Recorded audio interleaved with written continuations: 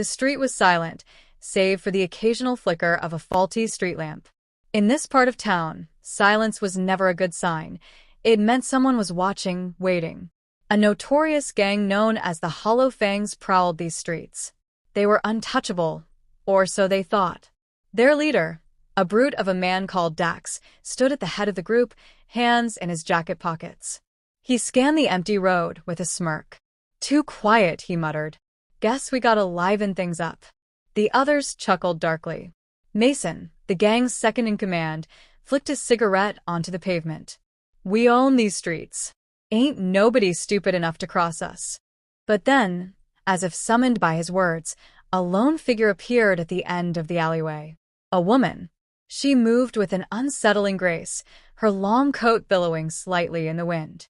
The dim glow of the street lamp barely illuminated her features, but there was something off about her. She wasn't afraid. Most people ran when they saw the Hollow Fangs. Dax narrowed his eyes. Well, what do we have here?" The woman didn't respond.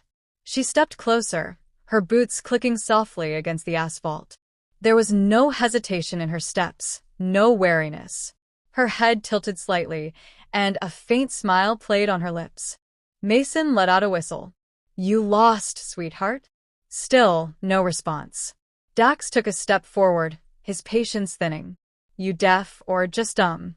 You walk through Hollow Fang territory, you pay a toll."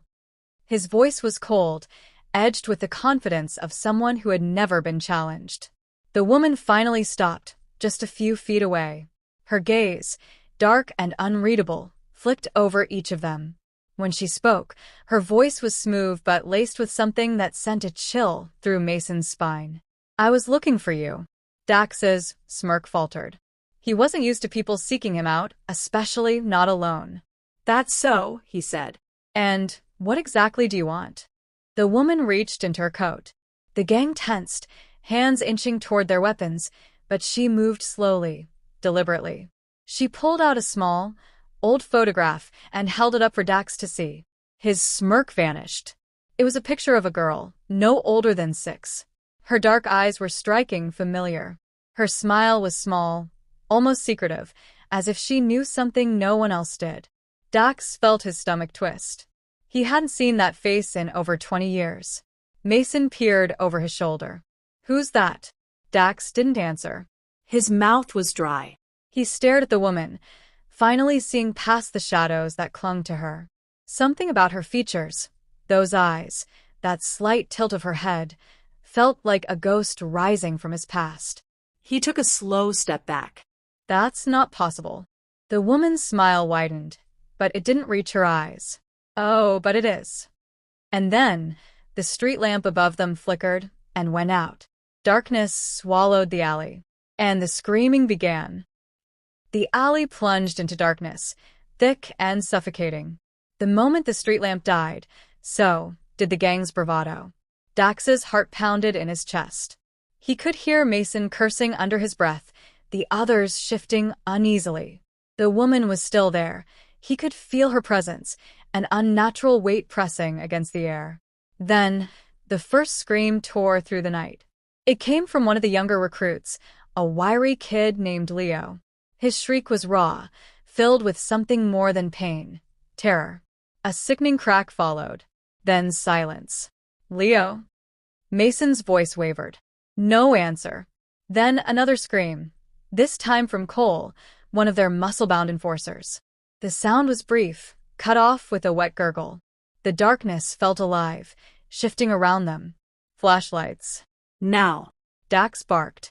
Hands fumbled in pockets, trembling fingers reaching for whatever light they could find. Mason's phone screen flickered on, casting a dim glow. The sight made his stomach churn. Leo was gone. Nothing but his jacket remained, crumpled on the ground like an empty skin. A dark smear trailed away into the shadows.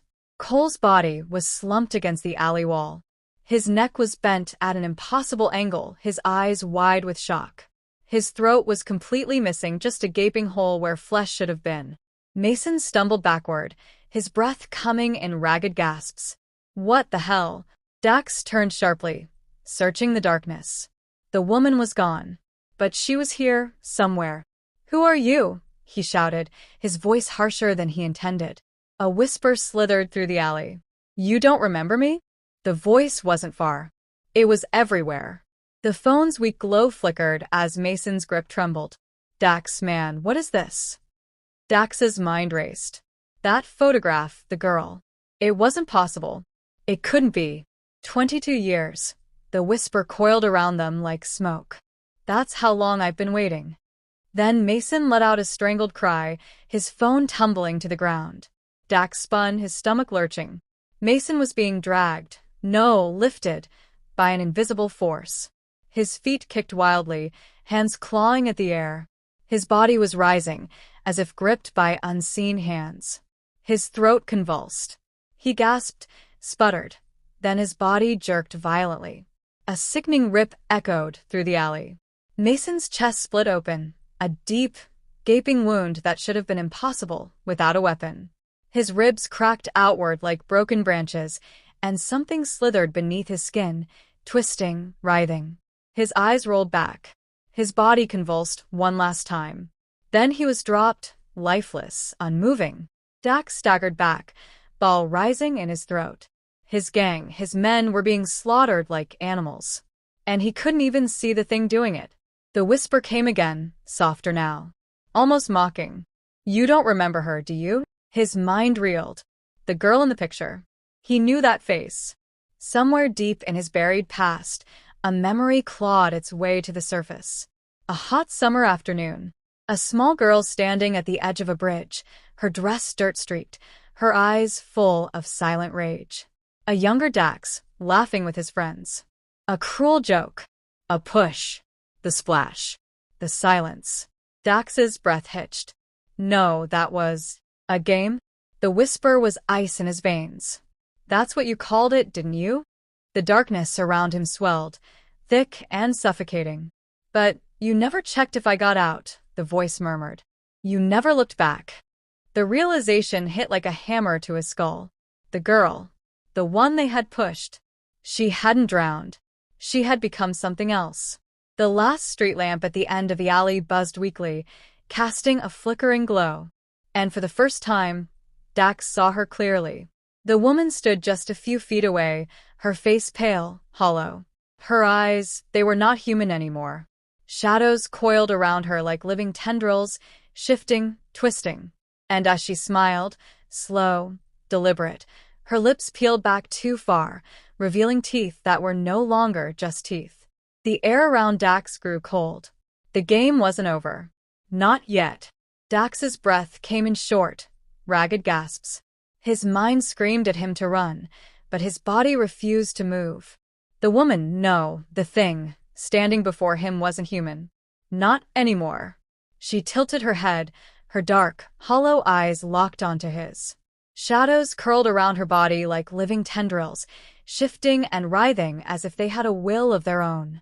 "You left me there," she whispered, her voice slicing through the silence like a blade. Dax swallowed hard. His mind raced back to that day, so many years ago. He had been just a kid, a cruel, reckless kid who thought pushing a little girl off a bridge was nothing more than a joke.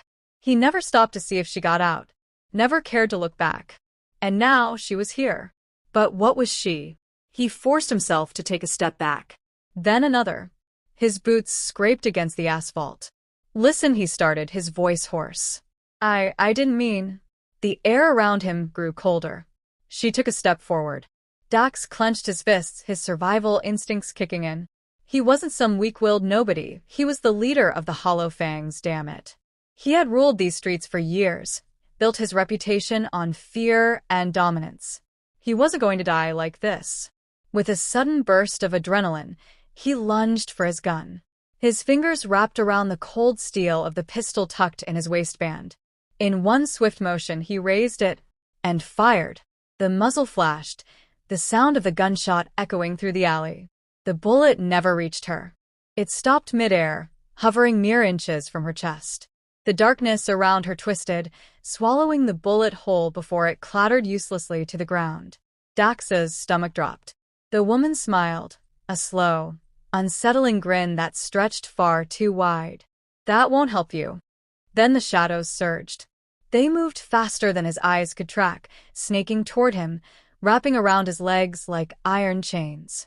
He thrashed, trying to break free, but the tendrils only tightened, pulling him down. His back slammed against the pavement. A sharp pain shot through his skull as he hit the ground, his vision swimming. Above him, the woman loomed, her expression unreadable. "You are always so sure of yourself," she murmured. "Always so certain you were untouchable." The shadows slithered up his chest, curling around his throat. He gasped, choking as they squeezed, cutting off his air. Please," he wheezed. I didn't mean to." Her voice was laced with venom. "Didn't care to remember?" Darkness crept into the edges of his vision. His body convulsed, struggling against the inevitable. Then she leaned closer, her lips nearly brushing his ear. "Let's play a new game." A sudden, searing pain ripped through him. Dax let out a strangled scream as the shadows entered him, forcing their way under his skin, through his veins. His mind shattered under the unbearable agony, black tendrils coiling through his bones, twisting, reshaping him from the inside out. His limbs jerked violently. His mouth stretched open in a silent, unnatural wail. And then, silence. The air in the alley grew still. The shadows receded, slithering back into the darkness. The woman stood, watching. At her feet, Dax's body twitched once. Twice. Then he moved. Slowly, unnaturally, he pushed himself to his feet. His body jerked like a puppet on broken strings. His head lolled to the side, his eyes, once filled with fear, now dark, empty voids. The woman smiled. Dax was hers now. The Hollow Fangs had ruled these streets for too long, spreading fear, destruction. They thought they were untouchable. But tonight, their leader had been claimed, and the game had only just begun.